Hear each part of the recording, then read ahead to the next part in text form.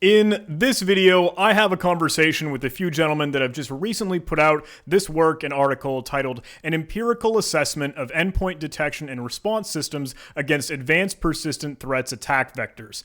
Now, I've included the link to this article in the description, as well as a handful of other links that are referenced throughout this discussion, and I really think that you should read this article if you haven't already. I know it is a long read, but I think it's fantastic in the technical analysis, showcasing and testing multiple different malware samples or threat campaigns against vendors and their proposed product and security that does EDR, AV, endpoint detection response, and antivirus, and measures how well they do a good job or not in preventing attacks like this. I think it's a fantastic conversation and an incredible article, so please take the time to read it, and I hope you enjoy this conversation.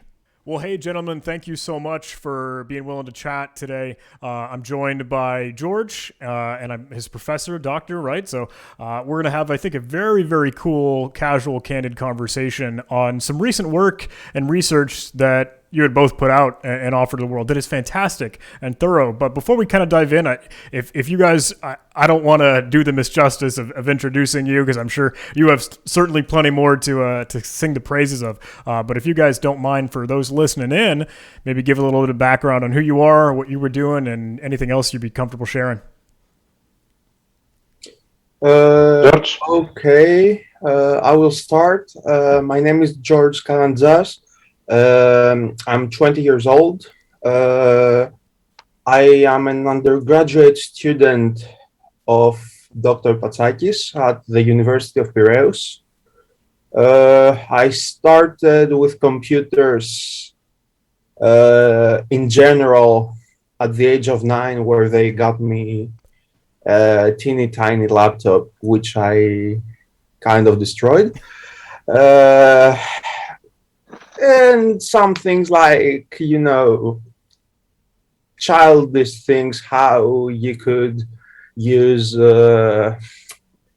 action replay with cheat codes for your Pokemon and all the stuff. Then at the age of 13, I started with Codecademy. I started looking into things like forums, whatever I could find on the internet.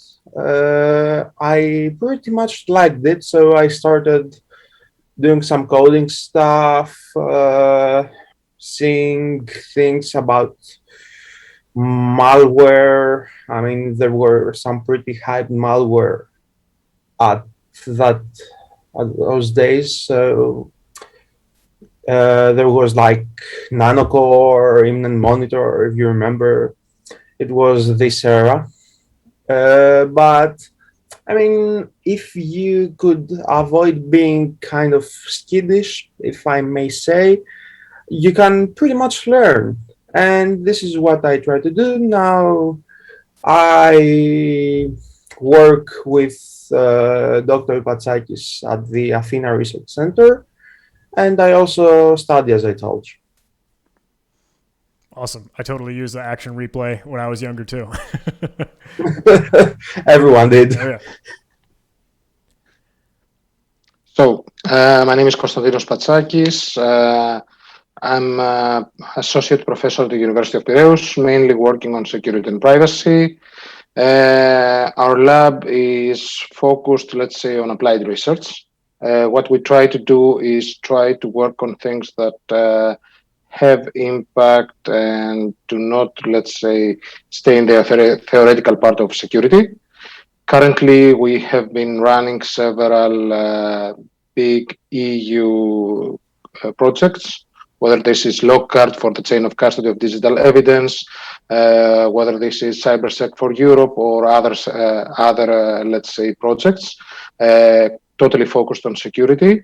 The idea currently is to try to find, let's say, how emerging technologies can be used for and against security. Well, the sooner that you know how things work, you will understand what you have to defend and how people will attack. Absolutely. So, yeah. So recently, George had reached out to me, kind of sharing this paper, this article that you two had put together, and then I started to see it kind of, get shared around on Twitter. Another researcher, I think Florian Roth, had shared it. Others, kind of in the industry, other vendors have taken a gander. Also on VX Underground. Yes, exactly. Which is, I would like to just say they're doing an awesome work because it's the biggest database with malware samples, and they can actually help researchers like us reverse, test, understand attackers, which is exactly what my professor said before. And they are helping us very much with it. They do fantastic stuff. Thank you, guys. Absolutely. I love the paper because you guys put an incredible amount of detailed, thorough analysis and assessment on the effectiveness of antivirus and EDR and like automated prevention solutions and security products. I know it's a lengthy piece of work. There's a lot of great detail there. Would you be totally comfortable kind of sharing maybe the high level idea and gist, the results, ramifications? You got the reins. Okay. I think, is it okay if I start? Yeah, absolutely. Okay. So, thing is, we wanted to make a fair comparison between the most used and the most powerful endpoint detection and response systems. They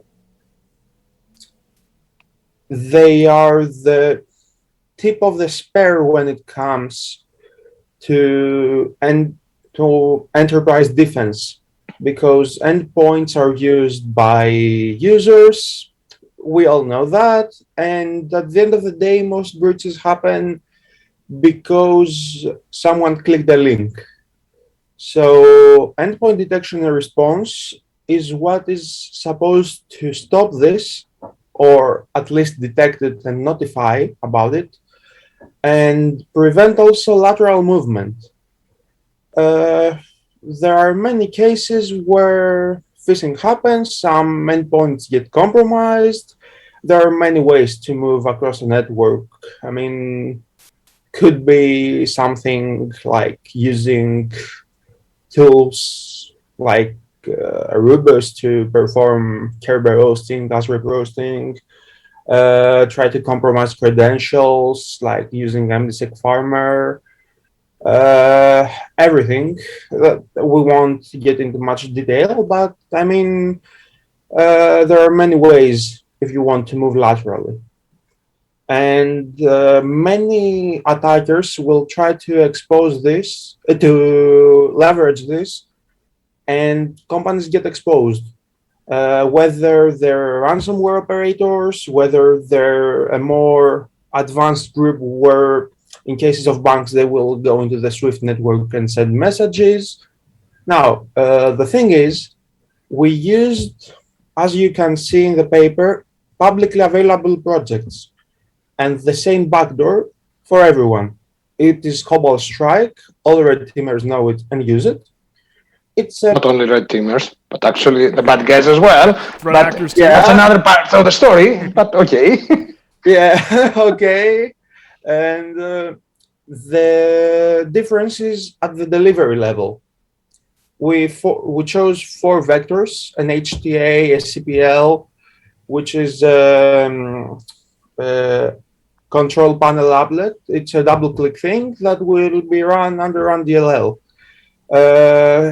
It's actually DLL with exports, etc., etc. So there is an unsigned binary, unsigned, that uses direct system calls and is used to avoid user mode hooks. We will discuss how EDRs work later. And there was also DLL sideloading for Microsoft Teams, which will actually load the shellcode of Cobalt Strike inside Microsoft Teams using a DLL, a malicious clone of a legitimate System32 DLL. So we used projects like Aquarmory, CPL Resource Runner, There was a tweet about the ETYP create thread ETY API by I think it was Wover. It was Wover, yeah. And we use this along with gadget to JScript to make the HTA, which will make the assembly a serialized gadget which will be loaded and executed in memory.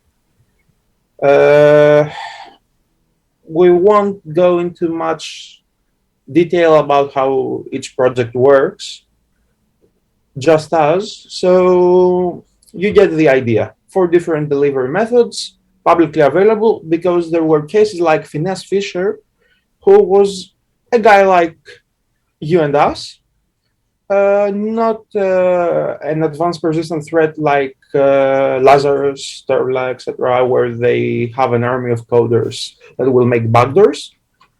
He just used whatever he could find and successfully breached the bank.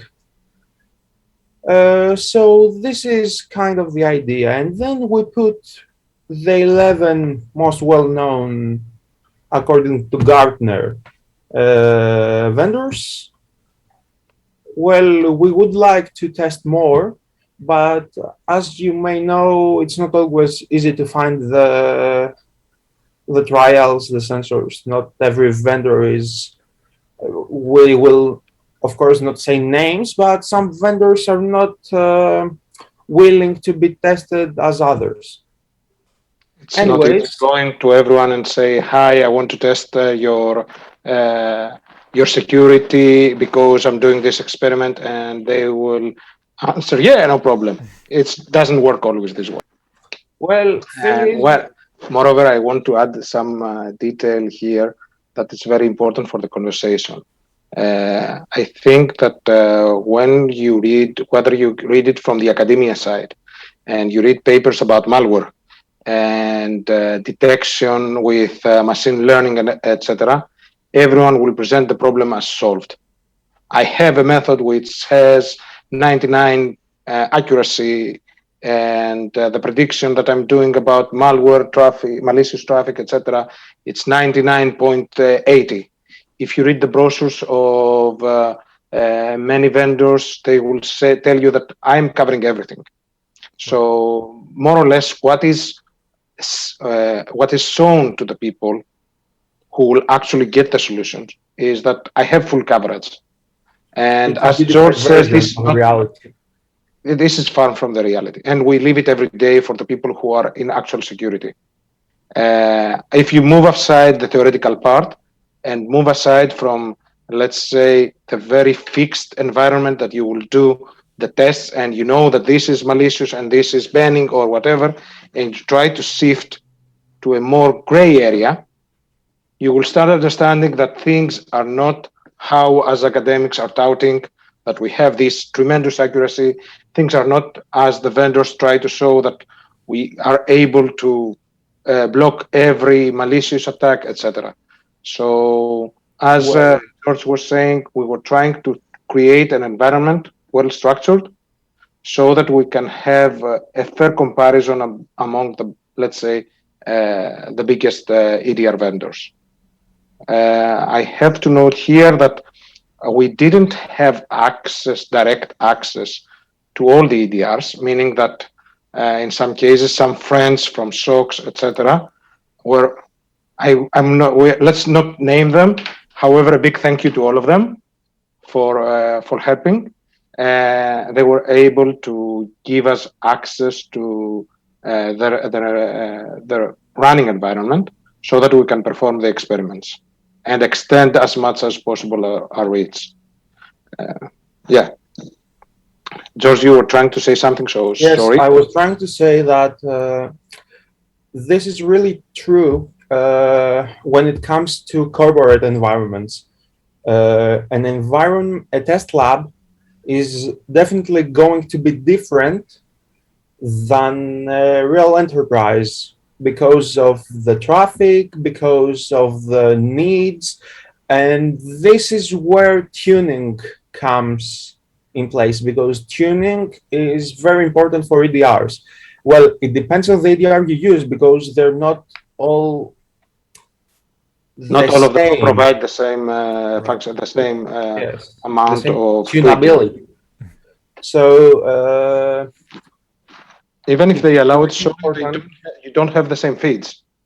Yeah, of course. And when it comes to an enterprise that buy an EDR, they will have to tune it. And in my humble opinion, they will need someone to monitor it. Because having it laying there and just blocking some stuff, okay, there are cases where stuff won't be able to be blocked. It needs care. It's not, security is not a simple thing. It's a sum of many things. It's awareness, because you have to do, for example, awareness training so that the employees will not click those links, because technical things, machines have flaws. This is where humans come in place. Procedures like the SOC will see the alert. There is an SLA in half an hour, for example, for very high incidents. The thread will be contaminated. There will be a forensics team. I mean, the problem, in my opinion, is profit, whether it is from the vendors or the attackers. They all seek profit, and this can make them sloppy. I'd agree. I think too often, I mean, it seems like the conclusion that you have come to with kind of this work is that, like, there absolutely is not a silver bullet or the magic wand that makes it all go away.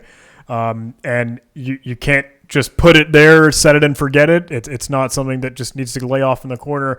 It's active, and you need people, like human beings, to still be in the mix and in the fight. Yeah, I mean, because, okay, let's say you have an EDR and it's working real good and it's blocking everything.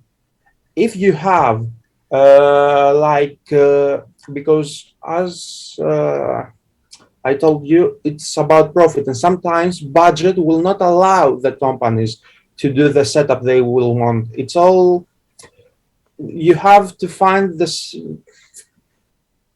a good combination that will combine budget, infrastructure. I mean,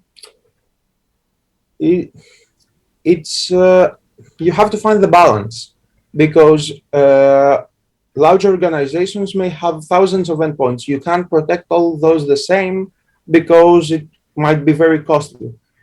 Thing is, if you see, for example, the ADR, as I told you before, consider as an example of this. 2 or 3 attachments, as we did, being blocked, but on 40, 50, 100 endpoints. What does this mean? Same hashes, same things. You're under attack because there might be a campaign that targets your enterprise. I mean, if someone sees this, then you will have to react somehow. I mean, the less you could do is say to your employees, hey, be careful. Someone wants to hack us. John, as you said, one of the crucial things here is that EDRs are not a silver bullet.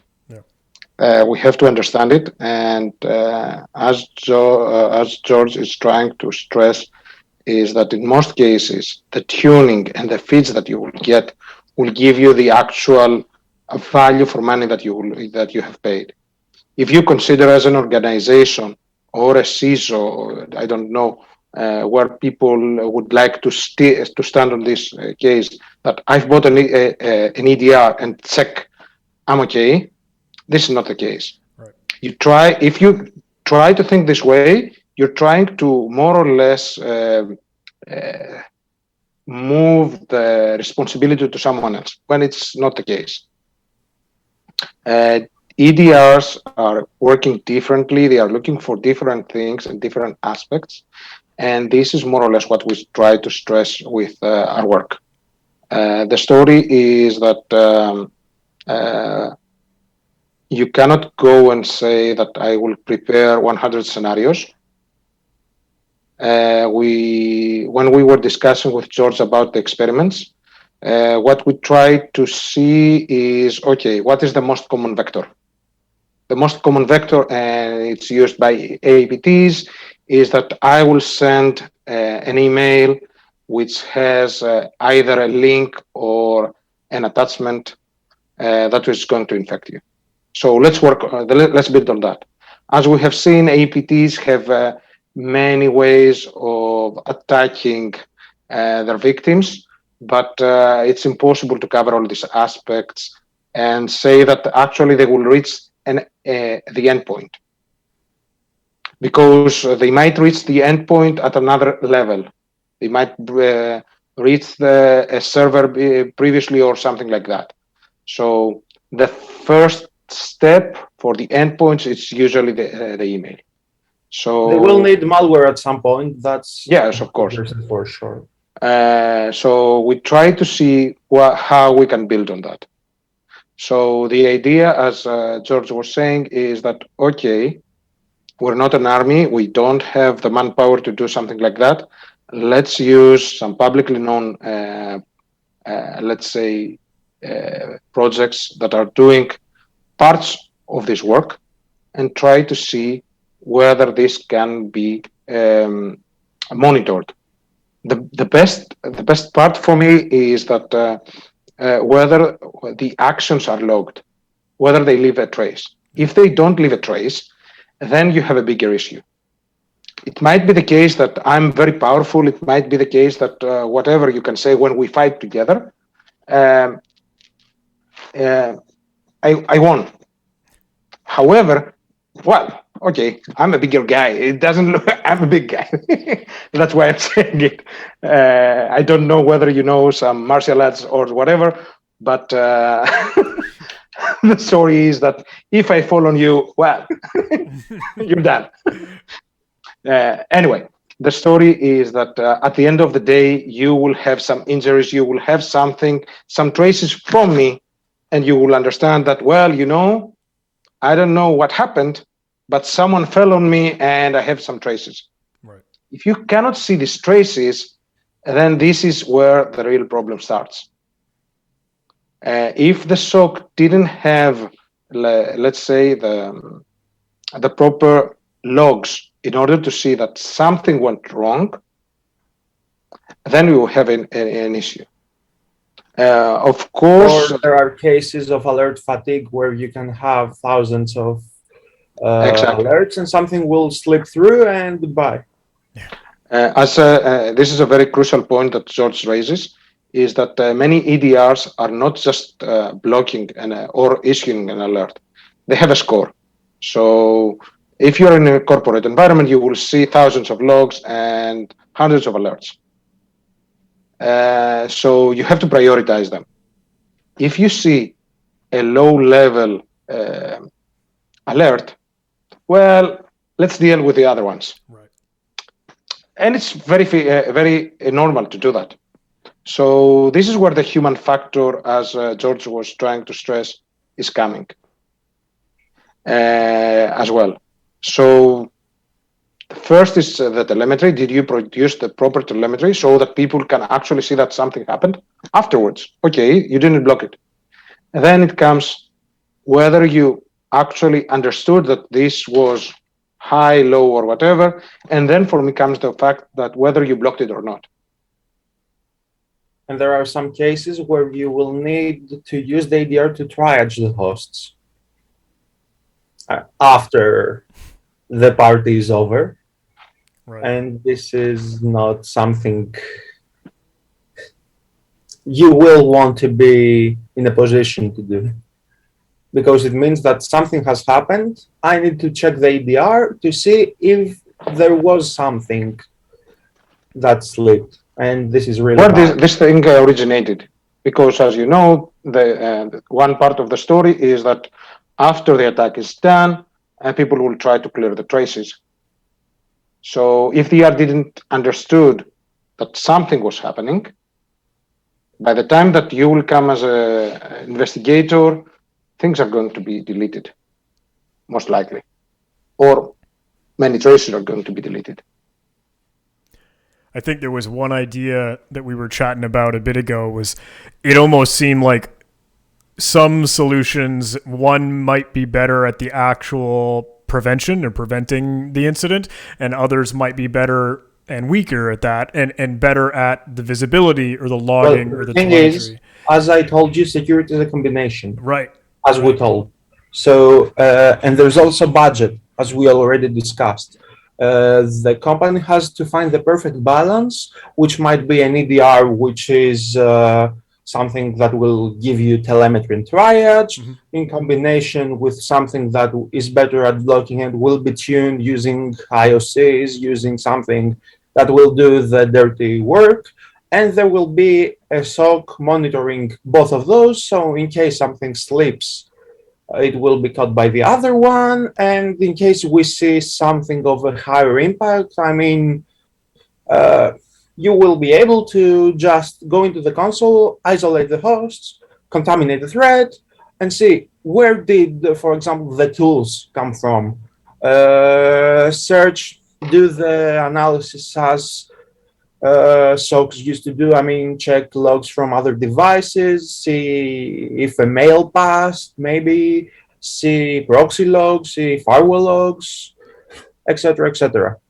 Thing is, I want to mention our main goal is to help the buyers and help the companies too. I mean, it's not like we want to be bad at someone. We saw that at this market there was something that was missing, and this was an actual test that will stress the vendor so they can improve. And I can say that I'm impressed because some vendors contacted us and they had a really mature stance. That's awesome. And Guys, I want to see what's happening. Let's And I set want to up improve. an environment because, for example, I want to test and validate in order to improve myself. That's I awesome. think that And this is yes, the most and responsible response to this. we have to say that if there is a vendor watching this video, you can reach out to us any moment. We're always happy to help. The thing is for everyone to improve, raise the level of security, etc. We don't want to be, I don't know. It's not a script book for the attackers. Yeah. Yeah. So, I think that's just a great response and reaction, because we were talking about this earlier, and it's like it's not that the work. we're not the enemies. research, We're here for you. Yeah, yeah. We're researchers. We have no profit We're from not this. picking favorites. There's no horse in the race. It's Yeah, I just to mean, know. we're just here for everyone. We're together in this. As our pen testers, I mean, the CISOs will need to employ pen testers to raise the level of security, maybe tell the C levels, oh, this can happen, this can be an attacker, please invest more in my field, and this is where we come to help. But if there's a vendor that thinks that we can help somehow, we're here for you. Our emails are on the paper. Feel free to contact us. That idea that you just mentioned, though, I think is awesome, about bringing in penetration testing or doing bug bounty or vulnerability disclosure program. It's like, I feel in my mind that's really where the blue team defensive work, like protection, security hardening, threat hunting, threat intelligence, all this, I feel like that's where it really meets that red team adversarial emulation perspective, because we're feeding in and out to bolster and better security. And when we find these gaps, that means that we need to improve and really do that. I love that idea. We're techies, Yeah. it's easy for us to understand, but we need to understand that some people with no such technical experience, I mean, we have all seen pen tests. We have all maybe done pen tests. We have done research. This is not as easy to grasp for someone that is on a financial position that will actually see only money. He will see so much money. Why? This is where we have to all come together, communicate, and find a solution. Because if you want, Revil will. Right. Okay. The story is that security is one of the most underrated jobs, I think. No one will congratulate you for the things that you have prevented because they will not know from what dangers you have prevented them. This is why you need a red team assessment.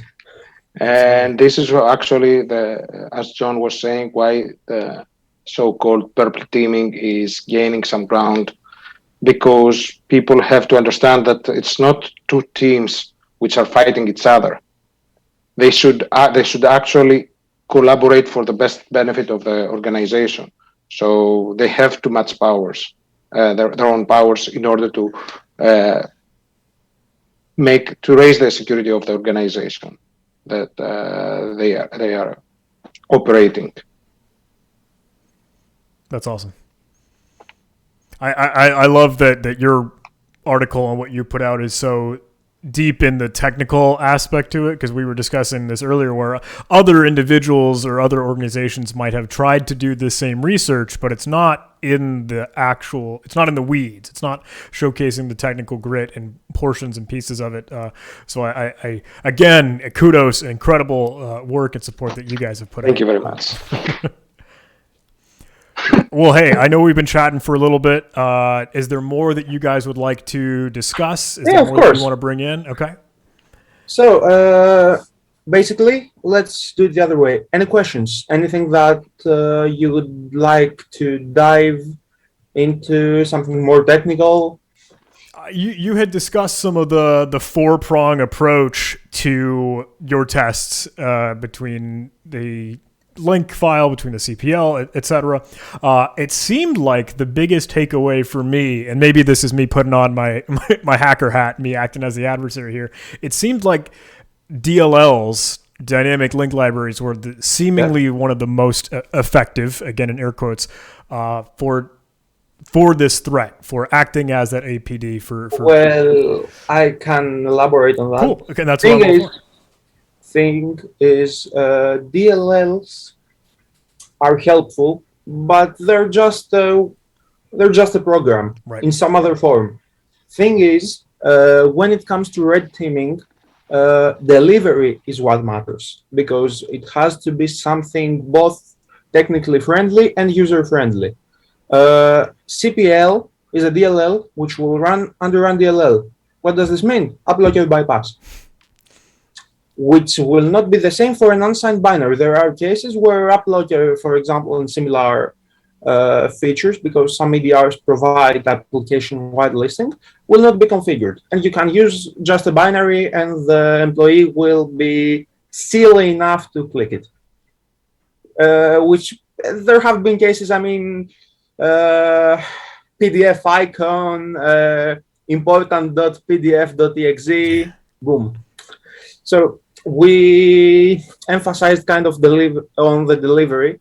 The other one, I mean, it's a legitimate installation of Microsoft Teams. You can send an email. Hey, I'm George from the technical department. Please update your Microsoft Teams. Okay, no one is going to scan this. Even there was no static detection, but I mean, no one is going to dive into this. Right. I don't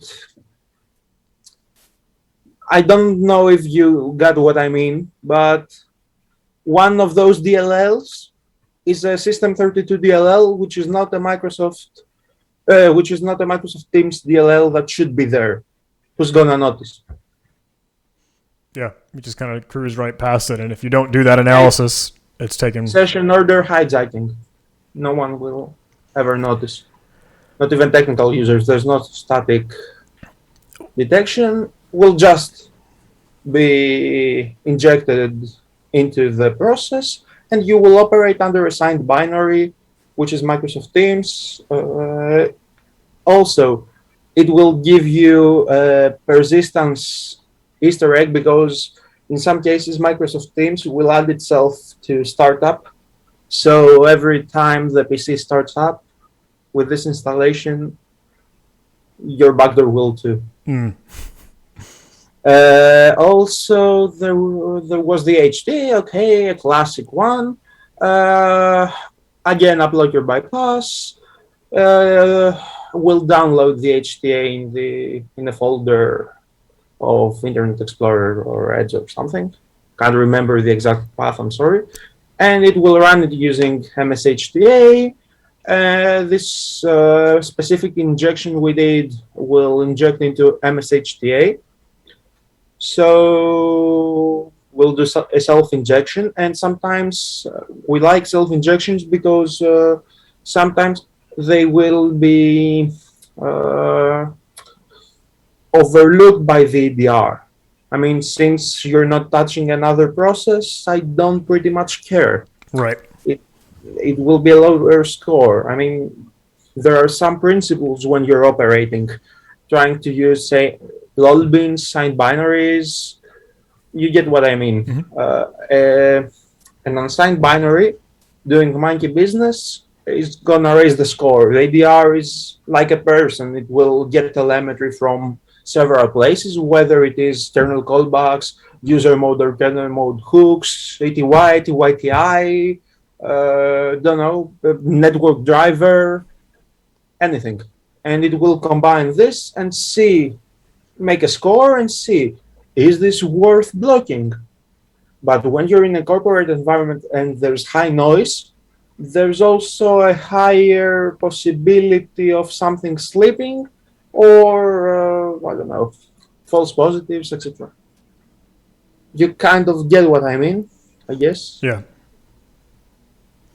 One other thought or question I'd like to pick your brain on, and Doctor, I'm kind of more. I'm certainly interested in your thoughts on this. What about the potential slew of cybersecurity buzzwords like why doesn't artificial intelligence stop? Why doesn't machine learning stop? What about zero trust? What about air gap networks? What about blockchain, et cetera, et cetera? From your research, did that just knock him dead, or what are your thoughts, if I may? So I'm not going to say that we knocked down everything or whatever. Right. I'm not trying to be pompous or whatever.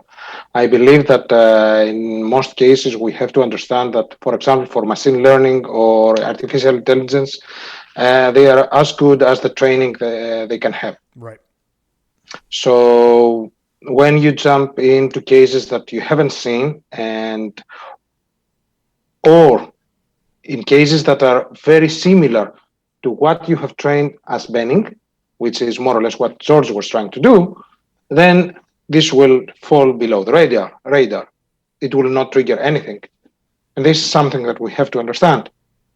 In many cases, I love people who are using, let's say, very static rules, whether this is Yara or whatever. They turn out to be very efficient.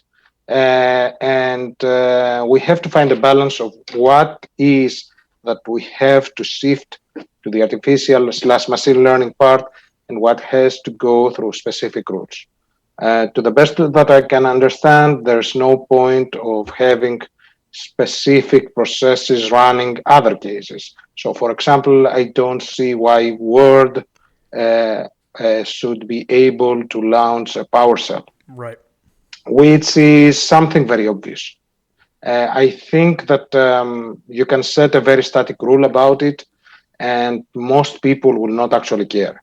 And if you go to many malware campaigns, this would have prevented many people from being penetrated. I'm not going to refer to campaigns, but this is a very, let's say, obvious rule. Mm-hmm. Many security tools are trying to implement this, but it's not always the case that you will have the full image of what's happening in the machine. George referred to previously to the case of self-ejection. You can see also some sacrificial processes. You can see several crazy things happening. So by the time that your security solution is trying to log something, it might be dead, so you didn't log it at the end. So you don't see the connection of the dots always. I would like to talk about two things after this, after what we told. So, two words. One is logic. There are cases where you can subvert the logic of the EDR. I mean, it's not only injecting somewhere, it's where you inject. I mean, where fault can have an arbitrary parent, but also where fault needs to have a specific flags for it to be looking legitimate. I mean, any program, if it's gonna cross, it can have a wereful child. Okay, I mean, you can use this, but there's also efficiency. And when I say efficiency, it's about how the EDR works. There are cases where you can't hook the kernel because of kernel patch protection. What did Microsoft do for that? It implemented ETYTI, which is a kernel mode ETW provider. It will send the logs about suspicious APIs from a kernel level, so you can't just bypass with direct syscalls. And it will send it through a secure ETW channel, and any EDR can use it. If you like, I can show you some articles and references for all this I'm saying at the end. So I don't know if you can put it down in the comments. Absolutely, yeah, without a doubt. And there is also, for example, there are solutions that will need, we mentioned one of those in the paper, that will need a hypervisor in order to hook the kernel. This is not efficient because some environments are already running on hypervisors, and nested virtualization is not something that can be easily implemented. This is why you got sandboxes, you got cloud support, you got things like a box where the EDR will have its own private sandbox in the network and send stuff and do that back and forth thing. I won't mention names, but also there's memory scanning. Okay, memory scanning is not something that's easy to do, and it's really resource intensive, because in order to identify that, oh, this is Meterpreter, this is Cobalt Strike, there are cases where you can detect it. I mean, as I told you, the EDR will combine things and create a score. You can detect Meterpreter or Cobalt Strikes. There are some projects using ETW, okay? Like, can't remember the name, it was Beacon Hunter that uses ETW to... I guess I'm not sure. Does it ring a bell? I have to check, so it won't look good in the video. I'm trying to search right now. Okay. But okay. There's, I mean, in order to scan the memories, we describe the process an EDR will do inside the paper. They will not be able to scan the entire memory page that's allocated for shellcode. Sometimes they will scan only a part. It's up to the vendor but it's not efficient. I mean, it will take time running a set of many Yara rules against a specific memory section just to see whether there's some malware in it. It's not always easy.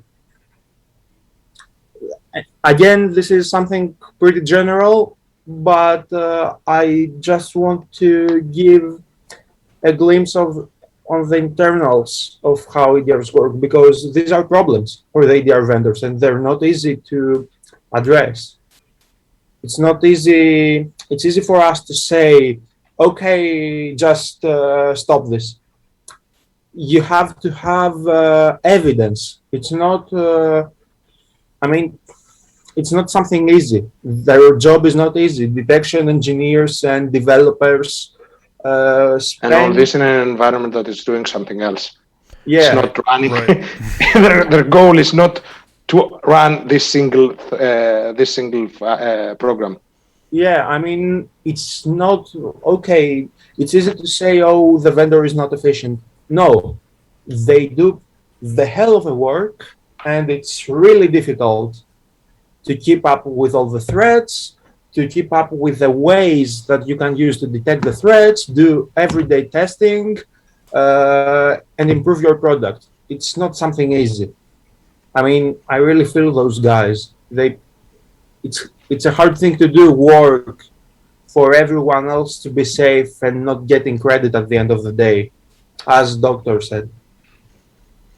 I think that's the recurring theme that I think you gentlemen have certainly brought to light even more, is that, look, this is hard. Security is hard, but it takes a lot of active effort. It takes us earning it to get security right, whether it's automation versus manual analysis versus prevention versus detection, all the things that bundle up. As you said, look, that's a combination. That means Also, layered security, defense, and depth. For AI, I have seen a product, won't say which one, it's not an endpoint protection. It's like an overall